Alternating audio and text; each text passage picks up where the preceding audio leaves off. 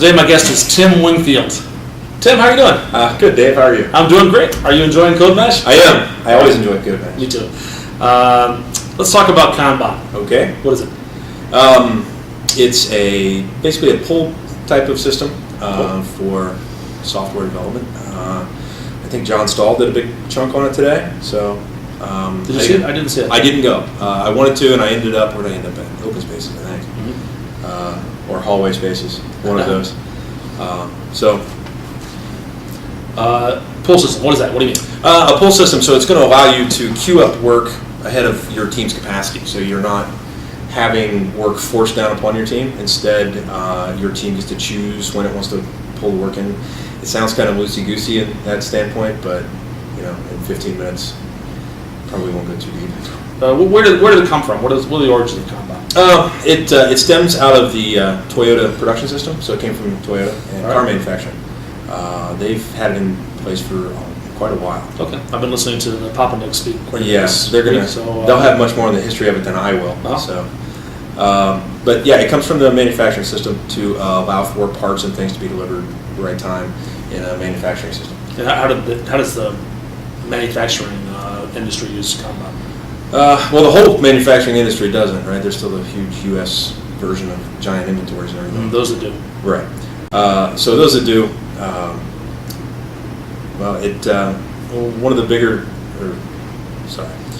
one of the normal systems you see in a Kanban is like a 2-bin Kanban. So you'll have one bin nearing empty and a full one right behind it. Okay, like a container of parts. Well, there's actually a much better real-world example of this. Yeah. If we were out in the hallway at Code Mesh right now, there's a lot of people drinking. No. Yeah, so a lot of times if you sit at a bar, you'll have a beer that gets almost empty, and the bartender comes up and says, "Would you like a full one?" Yes.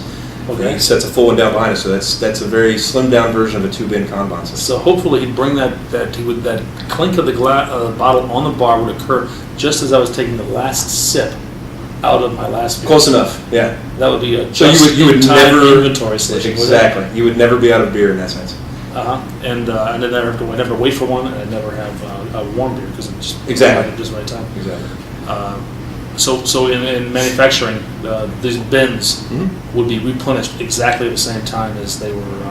As they ran out. Exactly. You're not going to run out of. How does Kanban help with that? I don't know the manufacturing implementation the best, but it's a card signal or ticket or signal, however you want to put it. That's what Kanban means in Japanese. It means what? It means ticket or signal. Okay. Or ticket and signal. So Kan and Ban. I don't remember which one's which. But these bins, they would have a card associated with them that someone would be able to pass back to the inventory side and get their next set of parts. So that's the signal. Okay. So the card is the actual signal. So in software, it's not the card isn't the exact signal.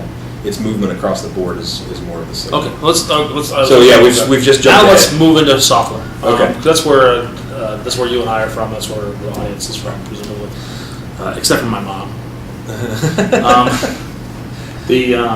How is Kanban used or how does it work in software projects? Software projects that we've implemented it on past projects. Basically, it's a giant whiteboard, and you take the phases of your process. Ahead of this time, you want to define your process. So the simplest software process is not started, working, and done. So you start there. So that's I think Coriolis and the Scrumban board. That's where it starts at, 3 phases. So that's your first step in. So then you can start refining that, right? Because our in process, we have development process, we have testing process, maybe there's a code review process. So all of these things, you start rolling these into the phases of your board. Okay. So a typical board on one of our past projects would have just that. You are ready for development. So these are cards that have been defined through the BA process. They have your acceptance criteria ready to roll. What's on the card? Each card defines a task? In our sense, yeah, we would have a task, and a lot of times we have either TFS or SharePoint or some kind of system backing it, so there's an ID. So your card will have the ID on it, the task name that you want. Sometimes we'll put a little bit more information on the card. A description of it? Maybe? Yeah, maybe a very brief description. But again, it's all backed electronically, so you're going to hit it anyway. It'll have usually a spot for the initials for the developer, so that you can see who worked on it. or more than one who worked on it. Okay. And then there's a start time and an end time, or a start date and an end date. Start date and I assume a planned end date. It's not No, it's you put the starting point. So when you pull the card and out of the backlog, or out of the ready for dev bin, and you put it into development, you put the date that you started it. Oh, okay, so it won't have an end date until it actually has to. It won't have an end date until it gets to the So customer. at any given time, it can only be in one of these phases? Exactly. Not started, in process, testing and completing, is that what it was? Yeah, we can go with that. Yeah, but you can define them. Yeah, you define it as you go. Kanban could have 8 phases. Right. Yeah, it's one of the nicer things about it is as you and your process mature, or as you start defining, again, you're going to look back and you'll say, why are we losing time? Is there a waste? Right. So Kanban comes out of the lean software. Well, it comes out of lean manufacturing, but so one of the biggest things you want to eliminate in lean is waste. Yes. So as you move through some phases, we don't really do iterations beyond like maybe planning iterations and then delivery dates. Okay. Iterations kind of meld into the background. You do sprints instead. No, it's a constant pull. So you're constantly moving things through. Yeah, the goal being you're not here to slack off, right? The theory that if you give somebody 8 hours, they're going to take 8 hours to do it. That's another problem you need to tackle, not necessarily a Kanban issue. No, but that would give you some vision into that, right? Exactly. You see if they stay in one phase for a long time. Yeah, so then I started identifying waste and how do you eliminate that waste. So over time, your board's going to change. The last large-scale project I was on before departure was our board changed, 8 or 10 times over the course of the project. The project was about 4.5 months long. So we would identify, look, this phase isn't working, we need it out of here. Oh, okay. This phase is working. We need to refine this needs to be split. So you changed your definition of what the phases were, but you kept the concept of phases. You kept the idea of moving these cars from one phase to the next. Well, a feature or a story is going to go through different steps, right, over time. So those are the steps that you're identifying. And that's what becomes your columns at the head of your board. Got it. Let me quickly make you define the feature or story. What does that mean? Feature or story is similar to Scrum or Agile or anything else. So a unit of work that needs to be complete. Okay, I said task earlier. Feature or story sounds like bigger than I think of a task as a much smaller unit of work. Yeah, that's than a feature typical. Or a story. The word that gets thrown around mostly in Kanban circles is minimal marketable feature. Okay. So it's the minimum amount of work you need to do to deliver value to the customer. Okay, and that's a card. That's what a card. you get a card. Okay. That's a card. Now, we have broken it into tasks in the past because it's a web app, so most of what I work on are web apps. So you can have a UI. Your experience. Okay. So you're going to have a UI phase, you're going to have database hookup, stuff like that. Traditionally, we like to work vertically, so that you're one guy or a pair of guys is going to do the whole card, right? All UI, the database, the business logic. Are all those three combined then into a single feature? Mm-hmm. Okay. Yeah, that's a feature. So this is something we have to deliver.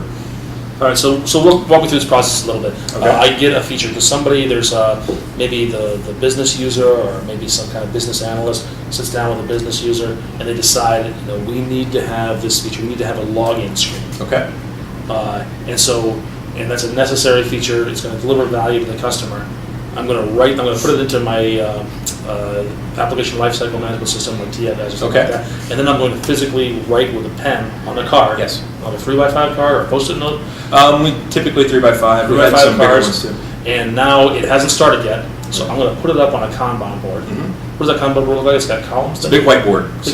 Big whiteboard. You're going to have vertical columns. Okay, and each column represents a step in your process. Okay, so the very first step, I think, no matter what you define, is not started, right? Right. So you're going to put it up there. Nobody's worked on it. It's not even assigned to anybody yet. Right. Put it up there, not started. Then right. What happens next?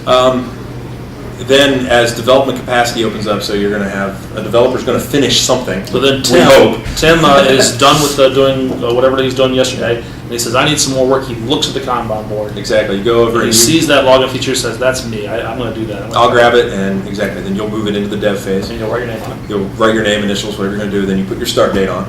So that's where you're going to start out at. And then you just go into development. Cubicle and you start working on it. Yeah. Well, you'll have to probably flip the bit in TFS to say this is being worked on. Okay, so TFS is sort of kept in sync. Manually with this. Yeah.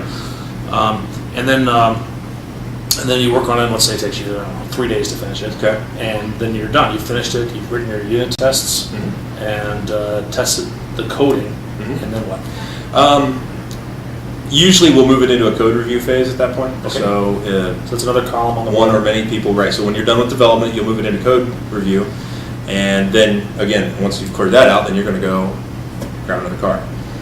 As a Okay, developer. so you're done. So I'm done. You put it in the code. Somebody else is going to come on. Somebody else is going to pick it up. Okay, let's not follow you. Let's follow the card. Right. It's in code review. Somebody's responsible for that. Somebody's responsible for that. So here's your signal, right? Whoever the code review person. If you're the code review person, you look up and you're like, oh, there's something in code review. Okay. My next. They go and look at it and they read it and say, oh, it's the login screen. Yeah. So you're gonna. Tim did it, and I'm going to go and review his code. I'll check it out of TFS. Yeah. Look at it. Make sure it looks like it's supposed to look for our team standards. Okay. And I decide, well, let's do the false first. I find a problem with it. I say, oh, too many comments. Okay. Well played.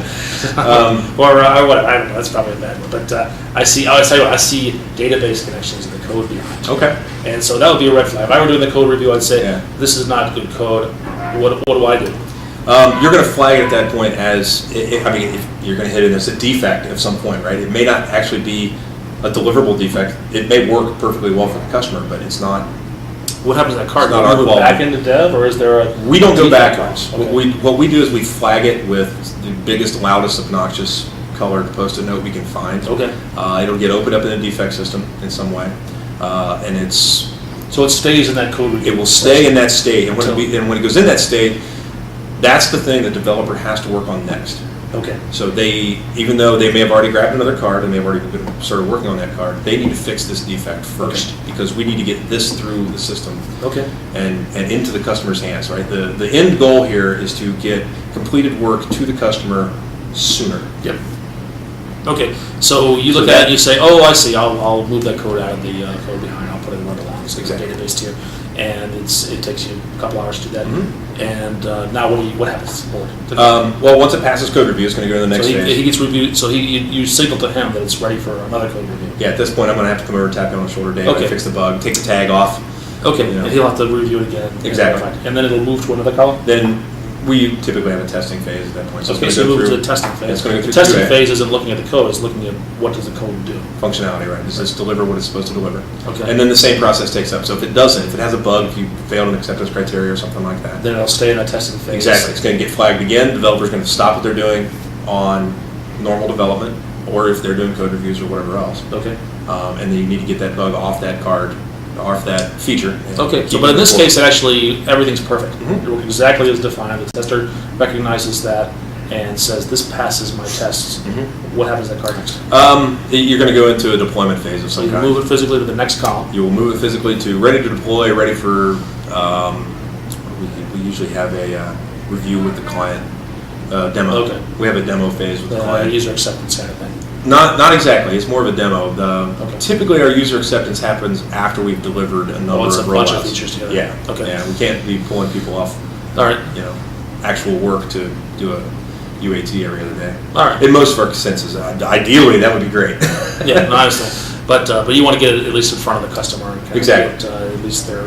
Yeah, and we'll walk them through the demo, so it's definitely driven on our end. And once it's the customer accepted and says it's okay, then does it come off the board then? Yeah, once it's shipped and the customer's accepted, it comes off the board. Okay. And that's when you get to write your end date on it. And they write the end date. And then what happens to those cards that are done? We usually hang them on an envelope at the end just to make, look, this is all we've got done. Okay. Because it's a very visual, tactile system. Excuse me. So, for morale reasons, you keep those around. And, yeah, this is what we've accomplished this big pile of cards. Exactly. We actually got an envelope so full that it would no longer hang on the board. So we had to actually take it and set it up. Yeah, exactly. We set it next door. So is that the big advantage then? Is it just something that's visual? Because you're tracking the same thing in TFS. You are.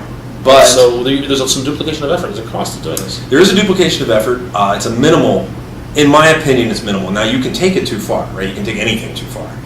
If you want to track all this information in both places. Realistically speaking, the ID, the name, and who's working on the card is more than enough. Right. But it makes it easy. You can see what state you're in at any one time. You just glance up at the board. You can kind of see where you're headed. Now, you're not going to learn velocity or project or anything else by glancing at the board, right? It's a snapshot in time. Right. So whenever you walk by, this is the phase you're in now. So you need to augment it with other, burn down charts and things of that nature. They're still out there for us. Right. The burn down charts, typically you have to go and bring them up on your computer screen, or you need to ask somebody for them. Mm-hmm. Whereas this is big in the middle of the room. Yep. Any PM can poke his head in and see instantly Exactly. what's going on. Yeah, you can see where things are going and what the team's up to right now. Is there any way to automate this process, or do we want to automate? Is it good to have people physically pasting things moving things from one column to the next, or is it better to have a big flat screen panel that's I don't driven by know. TFS?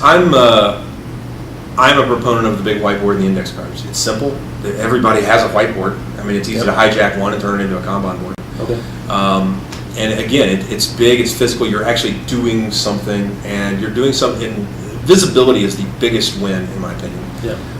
Now, prior to going to Kanban, we did a very iteration-based system, and it was also visible, but you weren't physically moving anything. You were just kind of going up and checking off, yeah, we're done here, we're done here.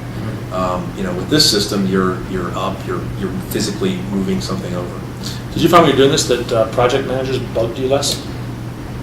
I don't know if that's possible. Well, my experience as a project manager, love them to death. Yeah. But they sometimes will come in and they'll interrupt me with questions that they should know the answers to already. And so, what's the status of this project? That's a very disruptive question to ask when it's down coding. Does that reduce the number of times they've asked that question? I can't really answer that question because our project manager was bought in. I mean, he was part of the system on the last one we did. And he was a driving force in a lot of the steps and the phases that we were working on. Okay. So, I guess I'm getting is he could answer that question himself. Yeah. And so I know you can't really compare him with the Kanban versus without the Kanban, but you can certainly compare him with the Kanban versus the last project manager without it. Do you agree with me? That's a very disruptive thing. That's a very common thing. Yeah, it is. I think that's a different discussion overall. All right. But in my case, I was very lucky on a couple of these projects that I had project managers that were willing to try this and willing to see, and they were very involved in the process. And that's a bigger deal, right? I mean, if you are a software team and your project manager is part of a software team, right? So we're all driving for the same goal. Yeah. So being bought into changing how we're going to move work through our group that's as much on their shoulders as it is mine. Oh, absolutely. Moving in the same direction is key. I've been on teams that wasn't the case, but the majority of teams I've been on have that. There's no question which one's better. Yeah, so you get a hold of a project manager like that, don't let them go. Yeah.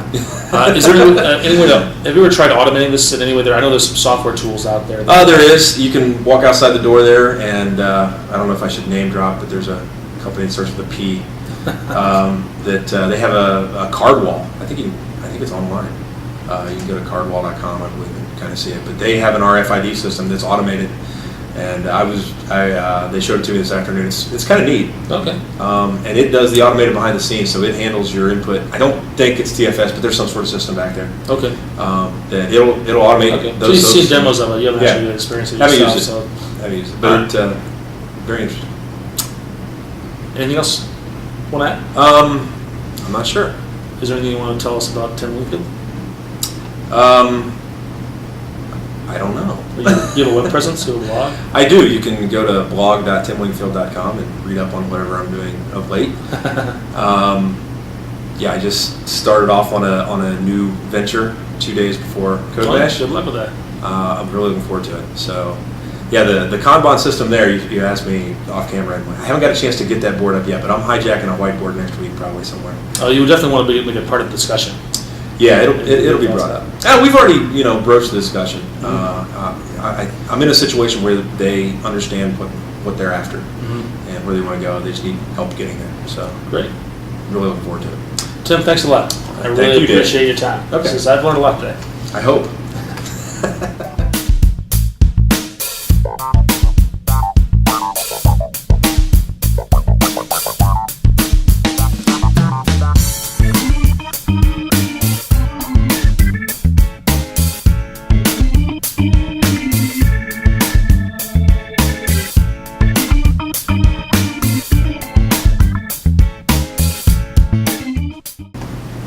If I wasn't in technology, I don't think I'd have any friends.